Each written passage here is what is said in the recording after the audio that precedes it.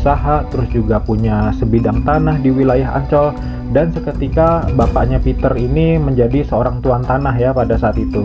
Setelah ayahnya Peter tutup usia, nah otomatis harta yang dipunyai ini kan turun ke anaknya ya si Peter itu.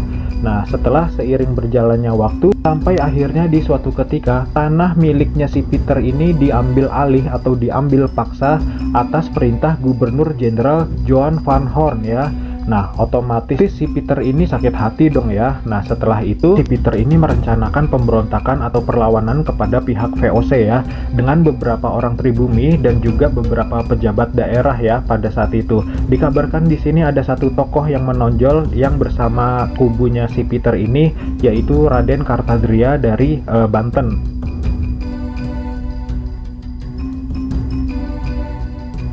Peter Eberveld yang bersama dengan orang-orang pribumi ini yang ingin melawan VOC ini dikabarkan mengadakan rapat ya pada saat itu untuk merencanakan pemberontakan kepada pihak VOC dengan cara yaitu tadi membunuhi orang-orang Belanda pada saat itu ya. Tapi rencana si Peter ini ternyata bocor nih, ternyata ya ada pengkhianat di kubunya si Peter Eberveld ini ya. Nah, udah ketebak dong ya, si VOC ini akhirnya marahnya bukan main ya.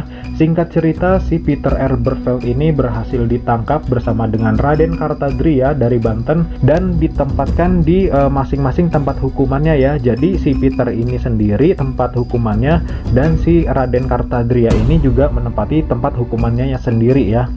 Karena si Peter ini merupakan otak ya atau dalang dari rencana pemberontakan kepada VOC ini, akhirnya si Peter ini mendapatkan hukuman yang paling ini mah ngeri banget dah pokoknya ya. Hukuman pecah kulit, tahu kan pecah kulit nih. Jadi tangan dan kakinya ini masing-masing semua ditarik sama 4 ekor kuda yang berlarian ke berlainan arah ya. Udah ketebak dong ya. Jadi tangan dan kakinya ini misah gitu kan.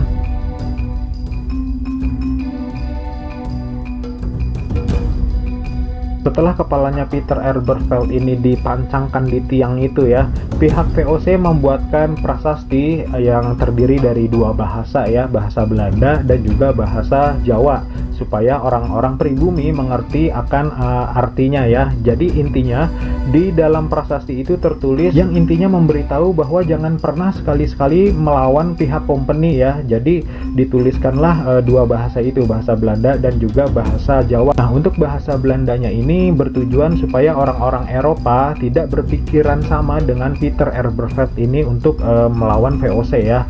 Jadi memang hal ini sempat membuat efektif ya, karena setelah peristiwa Peter Eberveld ini nyaris tidak ada pemberontakan yang dilakukan oleh pihak manapun kepada VOC ya. Seiring berjalannya waktu, monumen Peter Eberveld yang di lokasi aslinya itu ketika Jepang masuk ini kan sempat dihancurkan atau lebih tepatnya dibongkar sama pihak Jepang. Tapi beruntungnya prasastinya itu selamat ya, dan sekarang ditempatkan di Museum Sejarah Jakarta. Nah, seiring berjalannya waktu, pihak pemerintah membuatkan replika monumen Peter Eberveld yang sekarang bisa kita lihat di Museum Taman Prasasti ya. Sekian dulu kisah Untold Story kali ini, sampai ketemu lagi di video saya selanjutnya. Jangan lupa subscribe ya, subscribe.